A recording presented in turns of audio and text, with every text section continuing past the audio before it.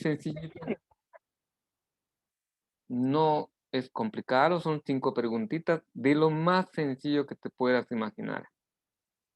Solamente las respuestas, por favor. Profe, Sí, ¿por qué me puso los mixtecos? No me llevo bien con ellos. ni modo, tienes que aguantarlo, tienes que ser tolerante por esta vez, por esta única ocasión. No ama Oaxaca, yo tampoco, pero ni modo, es parte de nuestra...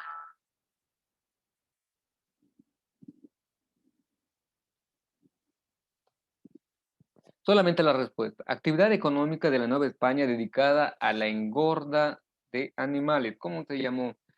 Está ligado a las 3 actividades económicas que se desarrollaron aquí en América. Digo, en la Nueva España.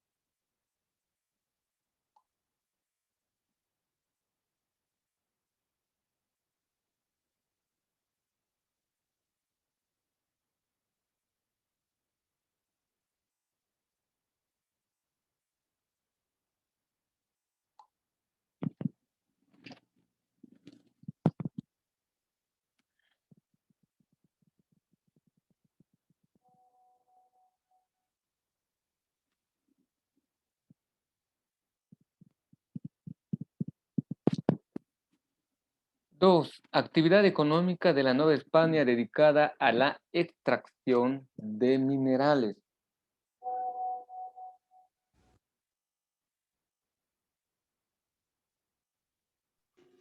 ¿Cómo, profe?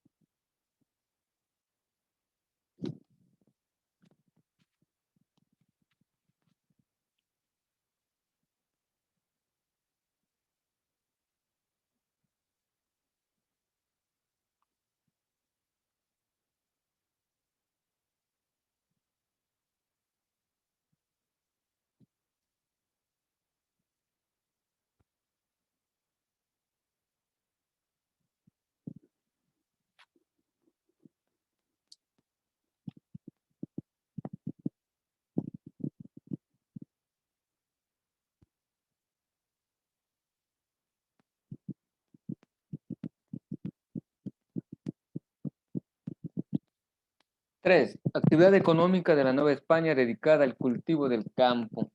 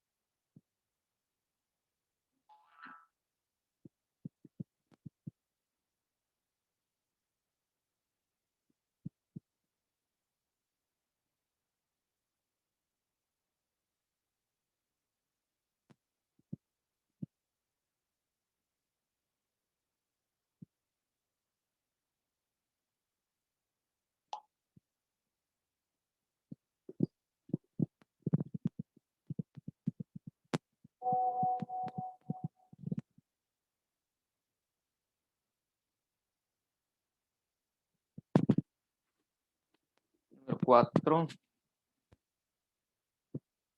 Productos indígenas que entraron a formar parte de la dieta de los españoles. Que se cultivaba aquí mm, en el México antiguo, que después introdujeron dentro de la dieta de los españoles. Pongan de al menos 3 productos. Profe, todavía voy en las 3, es que se me trabó el compu. ¿Ok?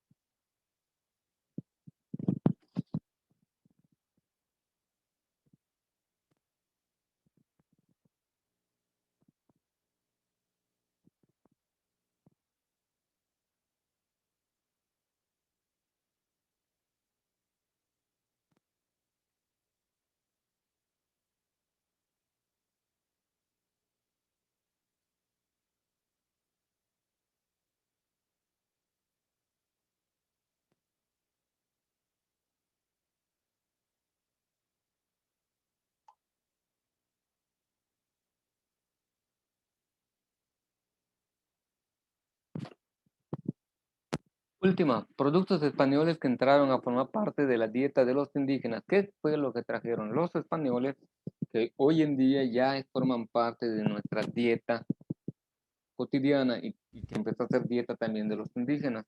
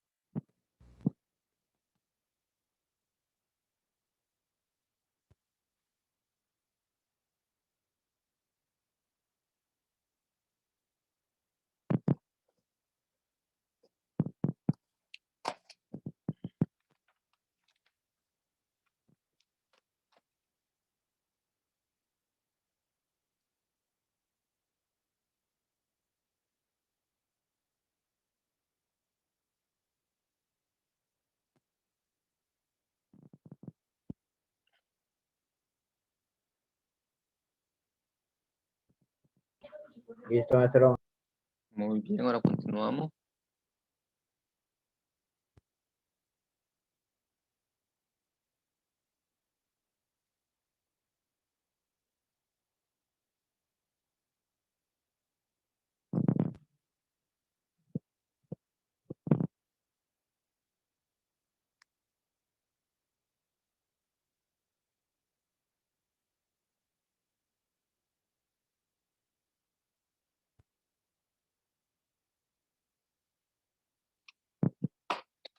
Perfecto.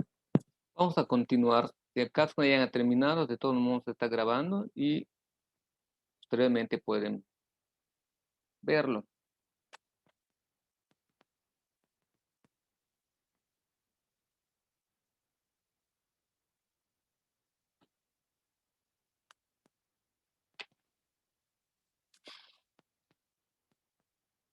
Patrimonio cultural y artístico de la etapa virreinal. Tenemos cuestiones de patrimonio tangible como son los edificios coloniales.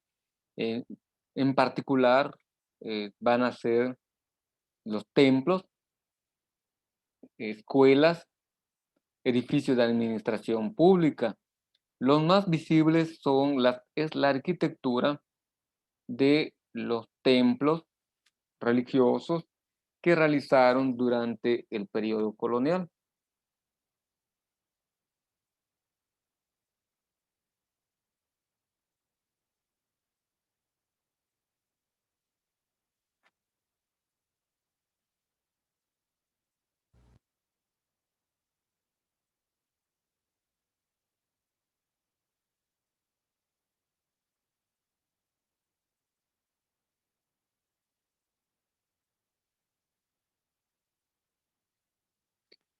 La arquitectura novohispana destaca gran número de construcciones dedicadas a la vida religiosa, pero no son las únicas, pues muchas de ellas también estuvieron destinadas a funcionar fuera del ámbito religioso. No extraña que destaquen las construcciones asociadas con la religión, en principio porque la fe cristiana era el que profesaban los españoles y aseguraron de tener sitios para el culto. Además, por la necesidad de convertir a los pueblos vencidos a la religión cristiana y erradicar sus prácticas politeístas, que los españoles consideraban demoníacas. Una medida para ello fue destruir los templos prehispánicos y edificar numerosas construcciones cristianas sobre sus ruinas. También dentro del esquema de del templo donde se realiza el culto o el edificio donde se realiza el culto, en sus anexos existieron lo que conocemos como conventos. Los conventos sirvieron para dos cuestiones: para que viviesen allí los sacerdotes religiosos, franciscanos, dominicos, agustinos, jesuitas, y tenían un anexo para la escuela, donde vivían los educandos, que generalmente eran los jefes de los caciques gobernantes de la región o de la encomienda que tenía una persona en particular. Así que todos los hijos de los caciques o todos los hijos de los principales los llevaban a los conventos para que allí fueran adoctrinados, aprendieran la doctrina cristiana y además aprendieran a leer, escribir y algunos otros oficios. Al principio, los caciques, como una medida de resistencia, empezaron a enviar no a sus hijos, sino a algún niño de la tribu para que fuese educado, porque tenían miedo que los españoles les hicieran daño, así como conquistaron y mataron a mucha gente, tenían miedo de que iban a matar a sus hijos. Así que no enviaron en primer momento a sus hijos, sino que posteriormente, cuando se empiezan a regresar después de una estadía de vida conventual, regresaban estos educandos para que a su vez educaran o ayudaran a educar en la fe a los frailes predicadores. Y se dan cuenta que estos niños que fueron enviados estaban adquiriendo conocimientos, y es cuando inician de un modo más concreto los jefes de tribus o caciques a enviar a sus propios hijos para que reciban la educación cristiana y esa educación occidental, que aprendan a leer, a escribir, las bases de cómo se construye una vivienda al estilo español. Todas esas cuestiones se les fue enseñando, la disposición que iban a tener la casa. En la cultura maya, pero en las culturas indígenas, esta disposición que vemos acá para una zona habitacional no es la que estaban acostumbrados los amerindios. Ellos hacían una construcción firme y a sus alrededores hacían sus actividades cotidianas. Cerca de ahí tenían un fogón, cerca de ahí tenían su taller para trabajar, cerca de ahí pero tenían una casa principal donde ellos dormían, o algunas veces dentro de esa misma casa, como vimos en el caso de Teotihuacán, que dentro del mismo espacio habitacional había un espacio para el taller. En el caso de los españoles, hacen lo que se llama jardín interno. Por fuera la casa se ve rectangular o cuadrada. Por dentro existe un patio interno. En el patio interno hay una especie de aljibe. Esto que parece acá es un aljibe, que todo el agua que cae de los techos va hacia el centro y se va almacenando en este lugar, que les funcionaba para tener agua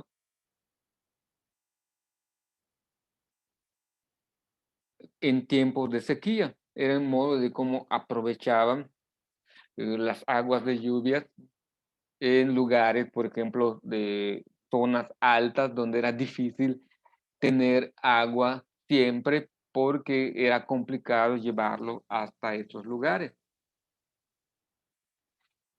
Estos edificios, como les decía, forman parte del patrimonio cultural tangible que podemos ver, que se puede tocar, y como en el inicio lo mencionan, existen más edificios de este patrimonio cultural ligados a la religión.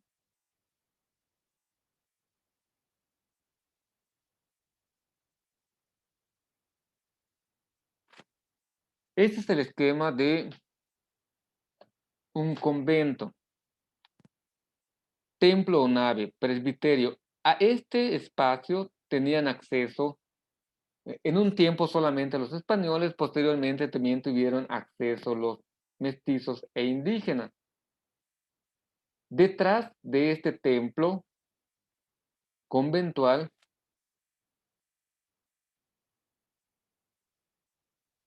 tenían un patio interior o claustro donde realizaban actividades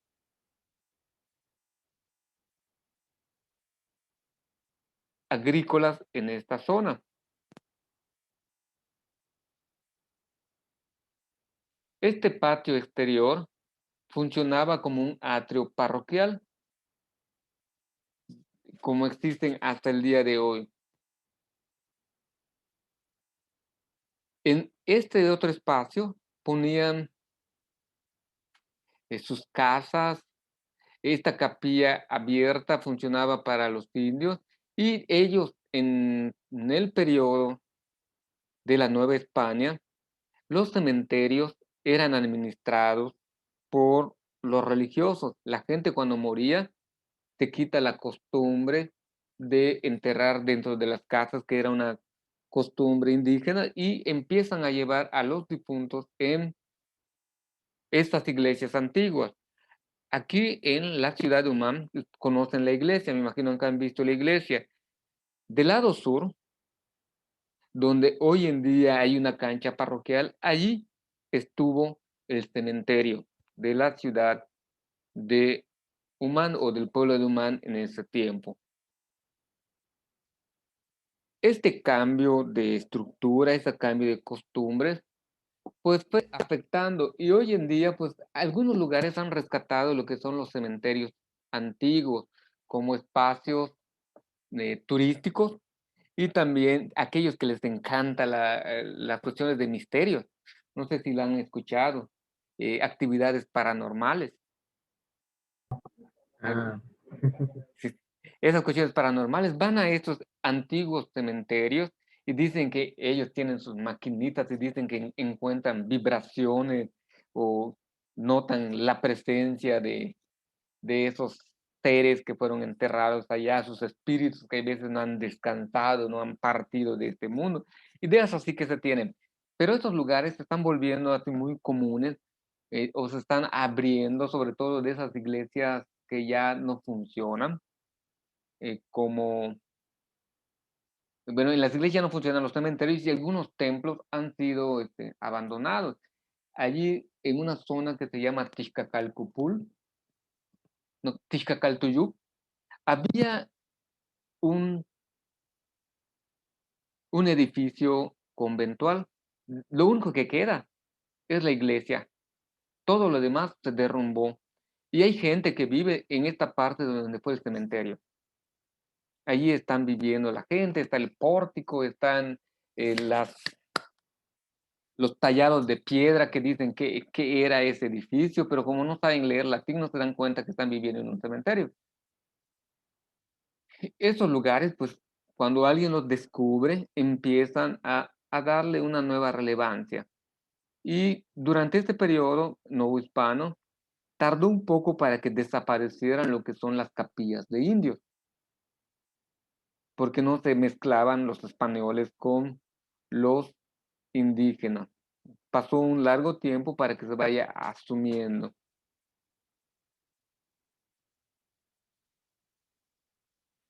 Fíjense en los detalles que va teniendo eh, el trabajo de ebanistería que ellos tenían. Eso es madera que ellos tallaban y le hacían todos esos detalles. Esto está repleta de hojas de parra y estas no las distingo. Hojas de parra son hojas de uva, que ellos van haciendo ese trabajo de calado en la madera y después aplicaban la pintura diluida en oro. Esta es pintura en oro, realmente es un esmalte en oro, todas estas. Diferentes tonalidades de oro le iban dando, porque había mucho oro en la Nueva España. Y esas iglesias de Puebla, Michoacán, Guerrero, Oaxaca, realmente tienen en sus altares pintura en oro. Estos edificios son más de carácter de gobierno civil, que también tienen unas características peculiares. Esta es la entrada de una escuela, este es un edificio de gobierno.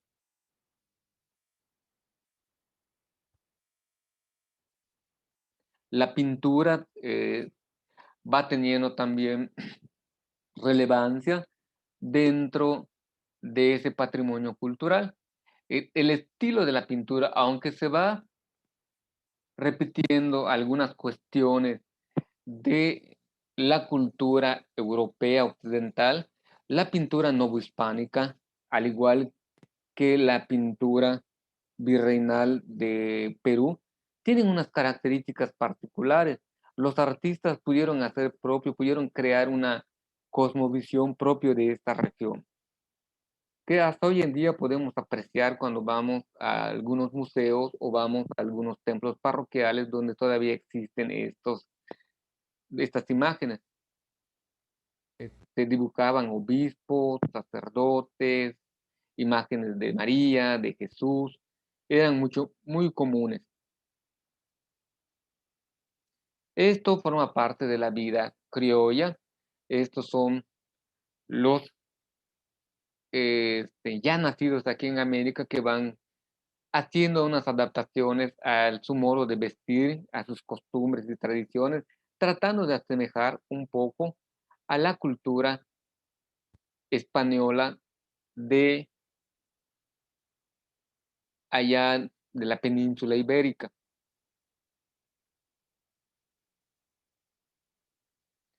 vamos a dejarlo hasta aquí, ya se va a desconectar este asunto. Nos vemos pues el próximo fin de semana, el lunes, último día de clases. Si tienen alguna duda con respecto a los proyectos, me lo hacen saber.